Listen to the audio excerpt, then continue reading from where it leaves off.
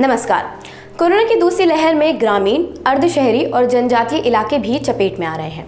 इसे देखते हुए पहले ही केंद्र सरकार ने कमर कस ली है। स्वास्थ्य मंत्रालय ने संक्रमण रोकने और संक्रमितों को इलाज मुहैया करवाने के लिए एक विस्तृत गाइडलाइंस जारी की है।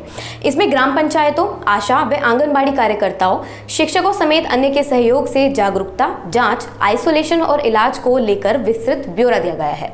इसके साथ मंत्रालय ने इसमें बताया है कि किस तरह से ग्रामीण इलाकों में Covid isolation centre, Covid care centre और उपचार केंद्र खोले जाएं। मंत्रालय की एडवाइजरी में कहा गया है कि ग्रामीण इलाकों में माइल्ड और बिना लक्षण यानी एसिम्प्टोमेटिक केस वाले लोगों के लिए कोविड केयर सेंटर बनाए जाएंगे। वहीं dedicated Covid health centre moderate case के लिए बनाए जाएंगे और सीवियर केस वाले मरीजों के लिए डेडिकेटेड कोविड अस्पताल होंगे।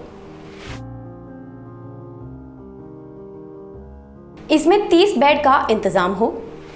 ये Covid care centre primary health centre, community health centre की निगरानी में school, community hall, marriage hall, panchayat building में बनाए जाएं।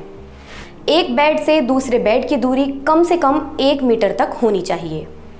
इन सेंटर्स में प्रॉपर वेंटिलेशन के साथ पीने के पानी और वॉशरूम की सुविधा हो।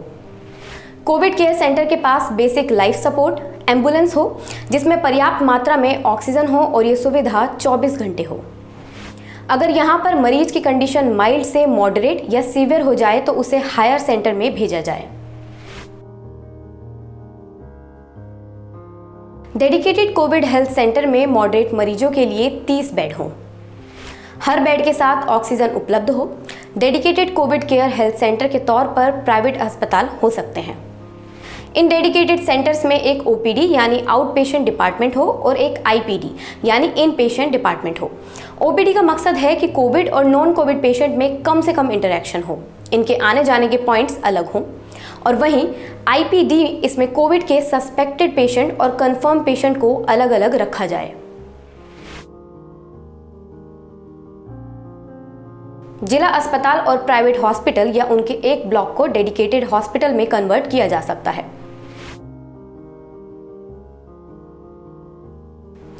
बता दें, केंद्र सरकार की ओर से 9 मई को महामारी से लड़ने के लिए पंचायतों की तीनों श्रेणियों गांव, प्रखंड और जिला में संसाधनों को बढ़ाने के लिए अनुदान भी जारी कर दिया गया है।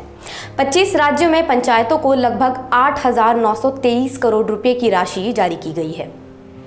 इसी सिलसिले में पीएम मोदी ने भी हाल ही में प्रभावित जिलों के डीएम से सीधे संवाद किया।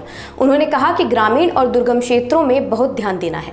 समाज के सबसे निचले छोर पर खड़े व्यक्ति का चेहरा ध्यान में रखते हुए हमें काम करना है। चलिए सुनते हैं उन्होंने क्या कहा। अभी ग्रामीण और दुर्गम क्षेत्रों में हमें बहुत ध्यान देना है। इसमें फील्ड में बिताया हुआ आप सभी का अनुभव और आपकी कुशलता ये बहुत काम आने वाली है। हमें गांव-गांव में जागरूकता भी बढ़ानी है और उन्हें कोविड के इलाज की सुविधाओं से भी जोड़ना है। बढ़ते हुए केसों के और संसाधनों की सीमाओं के बीच लोगों की अपेक्षाओं को उचित समाधान देना हमारी सबसे बड़ी प्राथमिकता है। सारी चुनौतियों के बीच समाज के सबसे निचले छोर पर खड़े व्यक्ति का चेहरा ध्यान में रखते हुए हमें काम करना है। एडवाइजरी में ट्राइबल यानी आदिवासी इलाकों पर भी फोकस रखा गया है।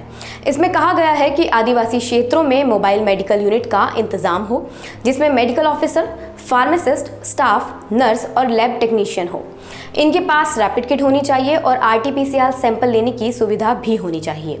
इन क्षेत्रों में माइल्ड केसेस का इलाज हो सके, इसलिए इन्हें डेडिकेटेड कोविड हेल्थ सेंटर और डेडिकेटेड कोविड अस्पताल से जोड़ा जाए।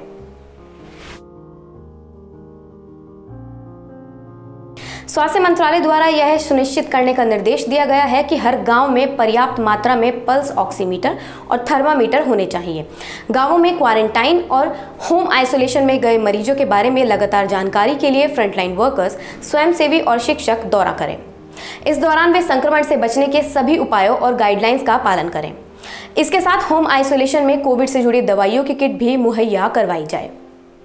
कोविड से बचने के लिए ज़रूरी है कि हम सभी अपना ख्याल रखें, मास्क लगाएं, अपनी बारी आने पर वैक्सीन ज़रूर लगवाएं। आज की इस वीडियो में बस इतना ही।